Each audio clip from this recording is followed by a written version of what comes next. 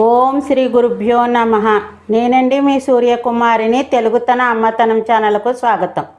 అయితే ఈ వీడియోలోనండి చక్కటి కూరని తయారు చేసి చూపిస్తానండి. ఆ వీడియోలోకి వెళ్ళే ముందర కొత్త వాళ్ళందరూ కూడా సబ్స్క్రైబ్ చేసి పక్కనున్న బెల్ ఐకాన్ని నొక్కండి. ఇక ఆ కూర పేరు ఏంటంటే అండి అరటికాయ పాటోలి. ఆ అరటికాయ పాటోలి అనేటువంటిది ఎలా తయారు చేసుకోవాలి, దానికి కావలసిన పదార్థాలు ఏమిటి అనే దానిని చూపిస్తానండి. అయితే మనం ఉండేటువంటి జనాభాను బట్టి అరటికాయని తీసుకోవాలండి.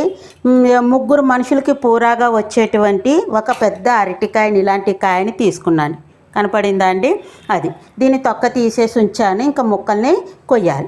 అయితే దీనికి కావలసిన పదార్థాల్లో మనం ఏం చేయాలంటే అండి, కొద్దిగా పెసరపప్పు కానీ శనగపప్పు కానీ నానపెట్టుకోవాలి. అంటే ఇప్పుడు ఆ ఒక్క అరటికాయకి ఈ గ్లాసుడు శనగపప్పు అయినా నానపెట్టుకోవచ్చండి, పెసరపప్పు అయినా నానపెట్టుకోవచ్చు. లేదంటే రెండు సగాల కింద తీసుకుని గ్లాసుడు నానపెట్టుకోవచ్చు.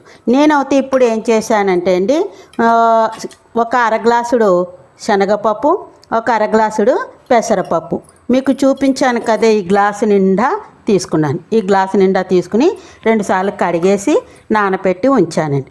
అర్థమైంది కదా. ఇప్పుడు దీంట్లోకి ఏం కావాలంటే అండి కొబ్బరి.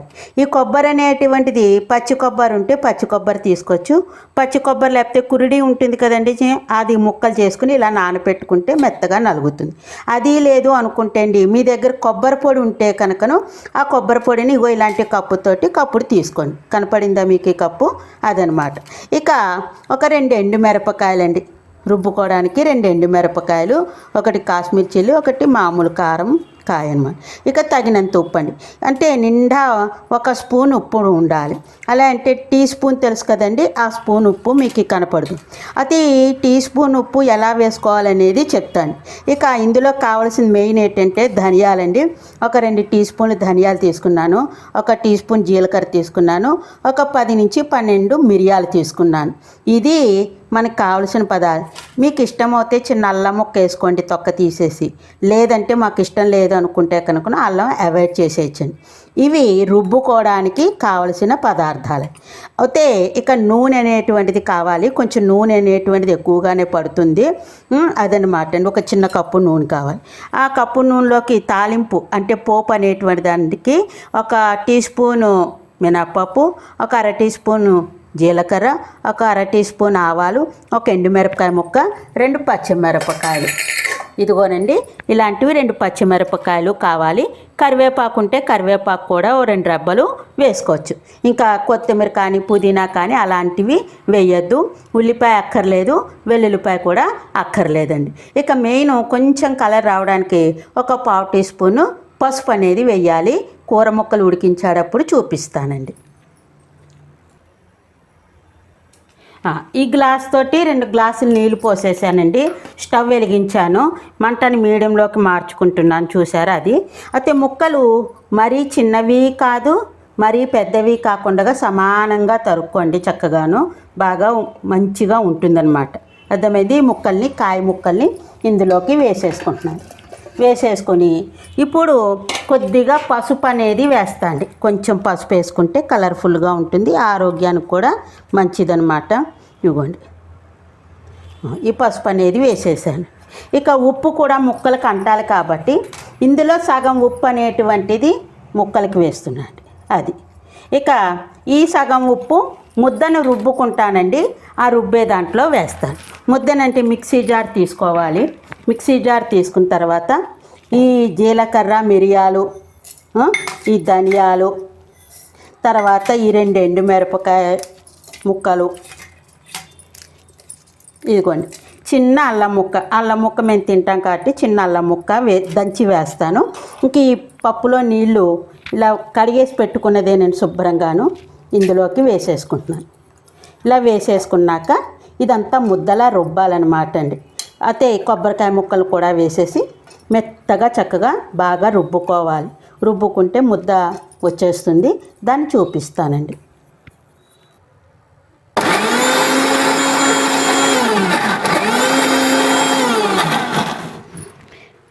ఇదిగోండి, కొంచెం కొంచెంగా నీళ్లు పోసుకుంటూ చక్కగా ఇలాగా రుబ్బుకోవాలి. మరీ పల్చని చేసుకోవద్దు. పల్చని చేసుకుంటే మనం మూకుట్లో వేసుకున్నప్పుడు ఎగరడం అనేటువంటిది చాలా లేట్ అయిపోతుంది. కాబట్టి ఇలాగా చక్కగా ఉండలానే ఉంచుకోవాలి. తెలుసు కదండి, గారెల ముద్ద లేకపోతే వడల ముద్దలాగే రుబ్బుకోవాలన్నమాట. ఇంకొక తిప్పేసి నేను ఈ యొక్క మిక్సీ జార్ని తీసి మీకు పిండిని చూపిస్తాను.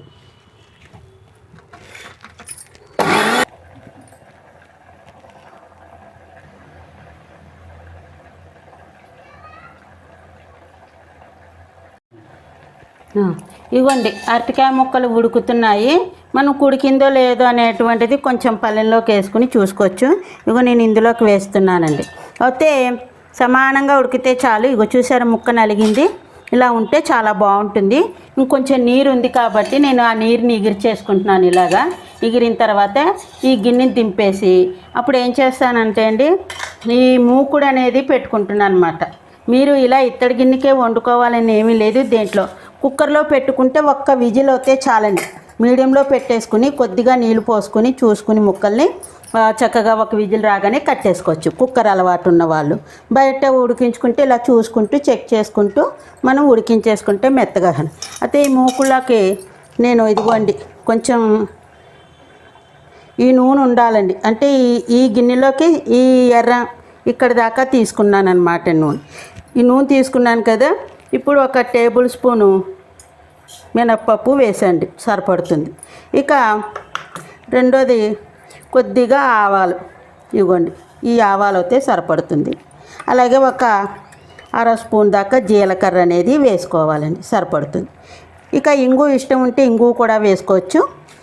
ఇంగు ఇష్టం లేని వాళ్ళు దాన్ని అవాయిడ్ చేసేయచ్చు అనమాట. ఇంగు వేసుకుంటూ కొంచెం కొద్దిగా ఇంగు అనేది వేసుకుంటే సరిపడుతుంది. అయితే ఈ కూర అంతా బాగా ఉడికిపోయింది కాబట్టి దీన్ని దింపేసుకుంటున్నాను. ఇలాగా ఇవ్వండి, చూడండి ఇలా వచ్చేసింది కదా. ఆ నీళ్ళు ఏం పారిపోయొద్దు. ఈ దీంట్లోకి వేసేసుకోవచ్చు. ఇప్పుడు మీడియంలోకి మార్చేసుకుంటున్నాను మంటని. మార్చేసిన తర్వాత ఇప్పుడు ఈ పోపుని ఇలాగా కలుపుకోవాలండి. దోరగా వేగినప్పుడు ఈ 2 పచ్చిమిరపకాయలు చూపించాను కదా మీకు. ఈ 2 పచ్చిమిరపకాయ ముక్కలు కరివేపాకు వేసేద్దాము. వేసేసిన తర్వాత ఏం వేయాలి అనేటువంటిది మీకు చెప్తానండి. ఇదిగోండి, పోపు దోరగా వచ్చింది. చూసారా, నురుగు అది తగ్గిపోయింది. ఇప్పుడు పచ్చిమిరపకాయ ముక్కలు కరివేపాకు వేసేసాను. మనము ఇది ఇలాగ ఉండగానే ఈ మిక్సీ జార్లో ఉన్న ముద్దని కొద్దిగా నీళ్ళు పోసుకొని ఈ పలచతనం చేసుకోండి. ఎక్కువ పలచతనం వద్దు. ఇలా చేసుకుని ఇప్పుడు ఈ మిక్సీ జార్లోది మనం మూకుట్లోకి వేసేసుకోవడమేనండి. ఇలా శుభ్రంగా ఇలాగా వేసేసుకొని కలిపేసుకుని దగ్గరే ఉండాలండి. సిమ్లోకి మీడియంలోకి మార్చుకుంటూ మనం ఏం చేయాలంటే కలపాలండి. ఇలా కలిపినప్పుడు మూత ఏమీ పెట్టక్కర్లేదు. అది విడిపోతుందన్నమాట అండి, పొట్టులా వస్తుంది చక్కగాను. అలాగా కలుపుతూనే ఉంటూ ఉండాలన్నమాట అండి. బాగా అయిన తర్వాత మీకు చూపిస్తాను. ఇగో చూడండి, ఇలా విడిపోతుందన్నమాట. మనం ఇంకా కొంచెం ఇంకా విడివిడిలాడుతూ రావాలనుకుంటే ఇంకో చిన్న కప్పు నూనె చుక్క పోసుకుంటే బాగా విడివిల్లాడుతూ వస్తుంది. నూనె ఎక్కువ అక్కర్లేదు అనుకుంటే కనుకను ఇలా వస్తుందన్నమాట అండి. ఇప్పుడు ఇందులోకి మనం ఏం చేయాలంటే ఉడికించుకున్నటువంటి అరటికాయ ముక్కల్ని ఇలా గరిటెతోటి వేసేసుకుందామండి. ఇలా వేసేసుకుంటే బాగుంటుంది. మరొక పద్ధతిలో కూడా చేసుకోవచ్చు. ఇంకా విడివిల్లాడుతూ కావాలి అనుకుంటే మనం ఈ పిండినండి ఇడ్లీ కుక్కర్లో పెట్టేసుకుని ఇడ్లీలా ఉడికించేసుకుని దాన్ని చిదిపేసుకోవాలి. చిదిపేసుకుంటే పొడిలాడుతూ ఉంటుంది. ఆ తర్వాత పోపు అది వేసేసి ఈ కూరగాయ ముక్కలు తర్వాత చిదుపుకున్నటువంటి పొట్టు అన్నీ కలిపి మూకుట్లోకి వేసేసుకుంటే అది విడివిల్లాడుతూ వస్తుంది. ఈ మాట శనగల పాటోలి చేసినప్పుడు మీకు అలా చూపిస్తానన్నమాట అండి. చాలా ఇంకొక 2 నిమిషాలు ఉంచుకుంటే విడిపోతుంది. కొద్దిగా నూనె చుక్క పైన జల్లేసుకుంటే ఈ కూర అనేటువంటిది చక్కగా విడివిల్లాడుతూ బాగా వచ్చేస్తుంది.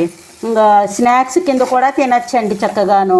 పొద్దున బ్రేక్ఫాస్ట్ కింద కూడా తినచ్చండి. ఇది అరటికాయే కదా, ఇందులో ఏమీ ఏమీ ఉండదు. చక్కగా ఇలాంటిది కూడా తినచ్చు అనమాట. ఒక 2 నిమిషాలు ఉంచితే మీకు విడివిల్లాడుతూ వచ్చేస్తుంది. కూర చక్కగా గుమ్మగుమ్మలాడుతూ రెడీ అయిపోతుందండి. ఇదిగో అంతకంటే ఇంకేమీ లేదు. ఇది మరి అన్నంలోకి తినచ్చు, సాయంకాలం కప్పులోకి పెట్టుకుని స్నాక్స్ కింద తినచ్చు, పొద్దున్న బ్రేక్ఫాస్ట్ కింద కూడా తినచ్చు. మరి ఇది కూర కమ్మటి కూర కాబట్టి దీంట్లోకి నంచు అనేటువంటిది పులుసు లాంటిది పెట్టుకుంటాం అనమాట. ఇలాగా పాలకూర పులుసనో, బచ్చల కూర పులుసో, లేకపోతే ఆనపకాయ మునంకాడ వేసి పులుసో అలాంటిది పెట్టుకుంటాం. అంతేకాదు ఇంకా కొంతమందికి నిమ్మకాయ బద్ద తడుపుకున్నది ఉంటే అది నంచుకుంటారు. ఇవ్వండి. ఇప్పుడు సిమ్లోకి మార్చేసి 1 నిమిషం ఉంచాక స్టవ్ అనేటువంటిది బంద్ చేస్తాను. ఇందులోకి ఇంకా ఇలాంటి మాగాయ అది కూడా నంచుకోవచ్చండి. చాలా బాగుంటుంది. మాగాయ అది కూడా నంచుకోవచ్చు. అర్థమైంది కదండి. ఇంకోసారి పట్టకరతో పట్టుకుని శుభ్రంగా కలిపేశాక స్టవ్ బంద్ చేస్తాను. చూద్దురు కానీ కూర ఇది ఒక చూసారా, ఇంతేనా కూర ఎలా వచ్చింది. దీన్ని మనం ఒక బౌల్లోకి తీసేసుకుంటే సరిపడుతుంది. ఇప్పుడు ఉప్పు అది కూడా నేను చెప్పిన పాలకి కరెక్ట్గా సరిపడుతుందండి. తక్కువ అనిపిస్తే కొంచెం ఉప్పు జల్లుకుంటే సరిపడుతుంది.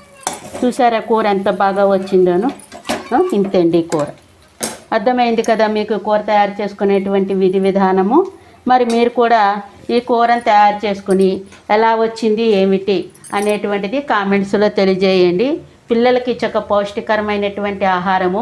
ఇది 10 గంటల వేళ వాళ్ళకి స్నాక్స్ బ్రేక్ ఇస్తారు. అప్పుడు కూడా కప్పులు అదే బాక్స్లో పెట్టి ఇవ్వచ్చు. తర్వాత అన్నంలో పెట్టచ్చు. సాయంకాలం ఈవినింగ్ స్నాక్స్ కింద కూడా తినచ్చండి. అర్థమైంది కదా. మరి అందరూ కూడా లైక్ చేయండి, షేర్ చేయండి. మీ లైకులు ఎన్ని లైకులు చేస్తే నాకంతా చక్కగా ఆనందాన్ని కలగజేసిన వాళ్ళు అవుతారు.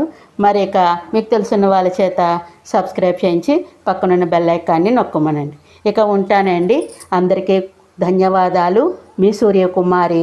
సర్వేజన సుఖినో భవంతు.